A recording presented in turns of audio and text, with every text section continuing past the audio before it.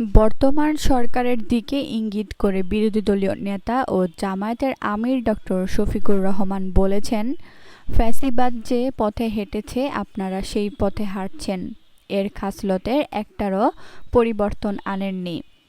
বিরোধী দলীয় নেতা বলেন, ফ্যাসিবাদের ভিত্তি তৈরি করেছিল এমন ১৩৩টি অধ্যাদেশ জারি করা হয়েছিল, অথচ সেই অধ্যাদেশগুলোর সবই বিএনপি বহাল রেখেছে। এটি জাতির সঙ্গে বিশ্বাসঘাতকতা।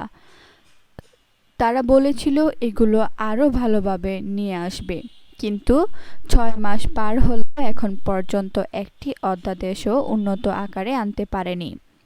তিনি আরও বলেন যে গণভোটে জনগণ ৭০ ভাগ রায় দিয়েছে, সেই একই দিনের ভোটে আপনারা সরকার বলে এখন দাবি করছেন, অথচ ওই গণভোট না থাকলে এই সরকারও মানা হবে না।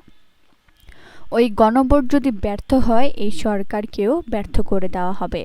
ওই গণভোটের রায় মানতে আপনাদেরকে এই জনগণ বাধ্য করবে। বিরোধী দলীয় নেতা বলেন, আমরা আর রাজপথে এইভাবে থাকতে চাই না।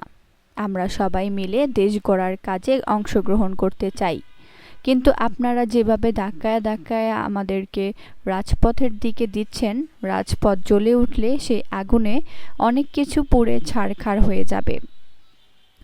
গণভোটের রায় মেনে না নিলে ঢাকায় মহাসমাবেশ করা হবে বলে হুঁশিয়ারি দিয়ে তিনি বলেন, সিলেটে আমাদের সমাবেশ রয়েছে ২৫ তারিখ। আমরা আশা করব এর মধ্যেই তাদের শুভবুদ্ধির উদয় হবে। তারা ঘোষণা দেবেন যে হ্যাঁ, আমরা গণভোট মেনে নিলাম। যদি মেনে না নেন তাহলে ঢাকার সমাবেশের জন্য আপনারা প্রস্তুত থাকুন। অন্যদিকে একই সমাবেশে বিরোধী দলীয় চিফ হুইপ ও এনসিপির আহ্বায়ক নাহিদ ইসলাম বলেন, এখনও হরতাল দেওয়া হয়নি, তবে এ ধরনের কর্মসূচির প্রস্তুতি রয়েছে।